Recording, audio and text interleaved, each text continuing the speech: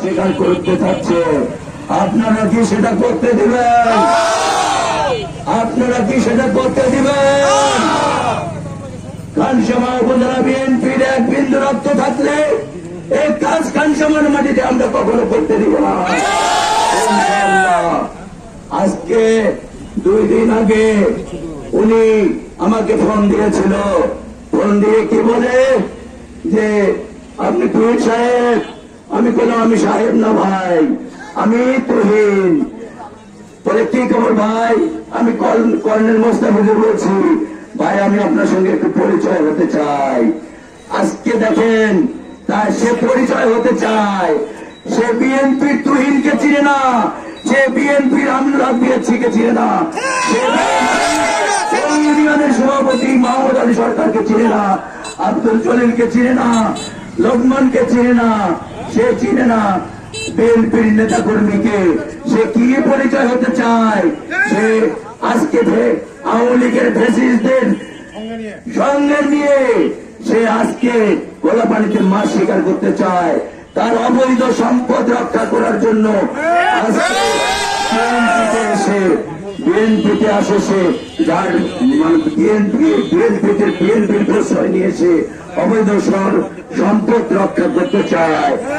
খানসামার মানুষ জানে, এটা খানসামার মানুষ ইতিমধ্যেই সবাই জেনে গেছে।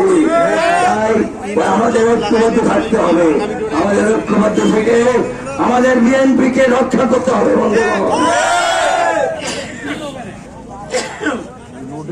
আমাদের বিএনপিকে রক্ষা করতে হবে। তাই আপনারা কোনো বিচলিত হবেন না। আপনারা বিএনপির আমিনুল হক বিএনপি স্যারের সঙ্গে ঐক্যবদ্ধ থেকে আপনারা খানসামা চিরিবন্দরের অভিভাবক জনাব আখতারুজ্জামান মিয়া ভাইয়ের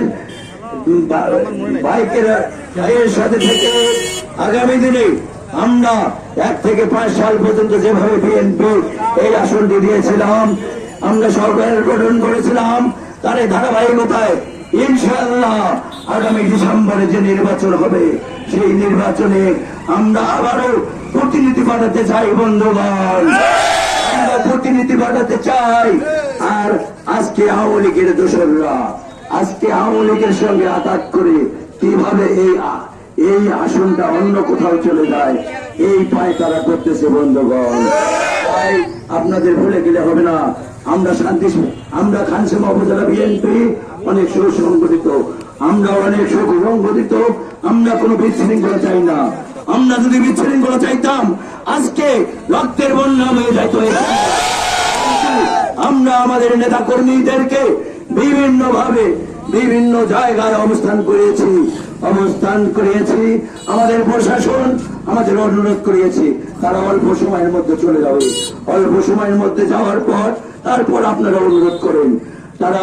তারাও যেহেতু চেয়েছে, আমরাও নেতৃবৃন্দরা চেয়েছি আমিনুল স্যারের সঙ্গে কথা বলে, তাই আমরা কোন বিশৃঙ্খলার মধ্যে যেতে চাইনি।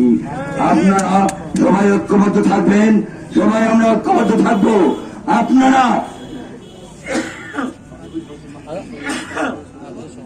আপনারা যদি বিএনপি করেন, পার্টি অফিসে কেন ঢুকলেন? পার্টি অফিসে ঢুকলে কেন ভাঙচুর করলেন? আপনারা কেন খালেদা জিয়ার ছবি ভাঙচুর করলেন? খালেদা জিয়ার ছবি ভাঙচুর করলেন? আপনারা বিভিন্ন ব্যানার ছিল সেইখানে, সেই ব্যানার গুলা কেন আপনারা ভাঙচুর করলেন? আপনাদের এর জবাব দিতে হবে, এর জবাব দিতে হবে। আগামী দিনে অবশ্যই এর জবাব আমরা দিব। আওয়ামী লীগের গুন্ডারা হুঁশিয়ার সাবধান, বাঙালির গুন্ডারা হুঁশিয়ার সাবধান, বাড়াবাড়ি করছি না রে।